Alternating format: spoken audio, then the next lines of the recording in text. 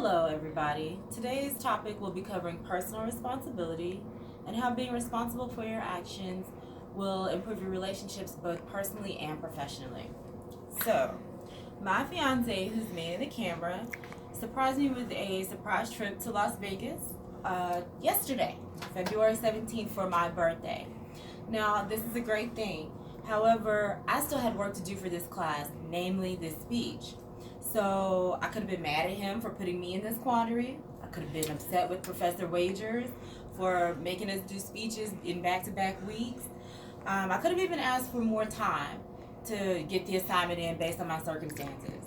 However, I decided to go ahead, even though I would be penalized for not having the prerequisite amount of people, to complete the speech and turn it in, because that's me taking responsibility for the choice that I made to go ahead and come on this trip in spite of the work that I had to do. As just as an aside, I did try really hard, and so did my fiance, to round up the people. However, we're in Las Vegas, and everybody's drunk and gambling. So nobody really wanted to come listen to an extemporaneous speech about personal responsibility in Sin City.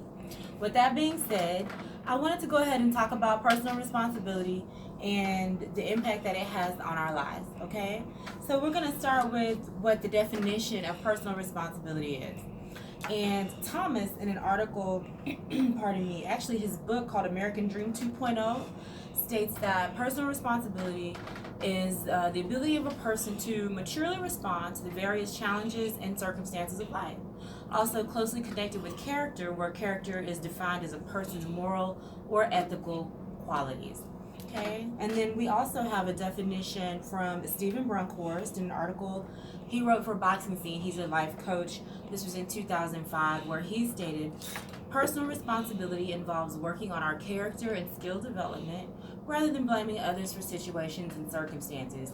Hence me giving this speech in a hotel room in Las Vegas with not an audience. Okay, so I had gone through most of my 20s and 30s with a victim mindset. I had broken relationships, a professional stagnancy, and I blamed everyone else for that. Finally, as I matured into my late 30s and early 40s, I took the mindset that I needed to see what my contributions to my problems were. Once I started to be more introspective and take that point of view, I started to see myself better as far as progress was concerned regarding my personal and professional relationships. I was able to maintain both of them, and not only just maintain them, but to progress as well. So, first, let us begin by focusing on why personal responsibility is an important trait to have better relationships, okay? First of all, it helps you take charge of your life, and you stop putting the success or failure to your life in other people's hands.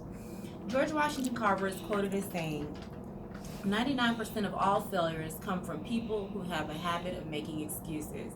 This is from a book by Canfield and Switzer, published in 2005, and that is called The Success Principles. The Success Principles. Also, personal responsibility helps you gain self-respect for yourself. And self-respect is the worth or value you place on your own life. Continuously failing to accept personal responsibility guarantees that you'll view your life as having little to no real value. This is from an article written by Stephen Jackson in 2014 in the Good Life, Good Choices online. And then finally, it creates healthier relationships. When people do not take responsibility for their own feelings, they tend to try making their partner responsible for their own happiness, emotional safety, and self-worth. If we blame our partner for our feelings, we participate in creating an unhealthy relationship. This comes from Paul, written in 2012 for Huffington Post. Now, this sounds good. However, how do we go about achieving this? Well, the first thing we can do is take ownership of difficult problems. Don't play the blame game. So if an issue comes up, whether it be at work or at home, rather than pointing fingers, let's go ahead and just take ownership of it. And this is from an article for Harvard Business Review, written by Coleman in 2012. Coleman goes on to state that being more focused on solving the problem, being results driven, is another way to take personal responsibility for the things going on in your life. Don't focus on the problem, focus on the solution. And then finally, being more introspective and honest about your contributions to the situation. For example, if your coworkers are not as friendly with you as you'd like, maybe look at how you come in the morning. Are you not a morning person? Are you a little surly in the morning? If that's the case, your coworkers might be responding to you the rest of the day from the tone you set that morning when you came in. So being introspective is very important. So by choosing to take responsibility for life choices, we then become solely responsible for our decisions and the outcomes involved. Although they might seem a little intimidating, be mindful that along with failures comes success, and only you will be responsible for that as well. This would eliminate blaming others, create more self-respect from within, and create more functional relationships professionally and personally. What I challenge you to do today after this is to look inward. Take responsibility for your actions and the subsequent consequences that follow, good and bad.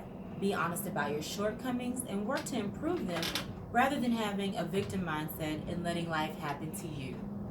Thank you very much.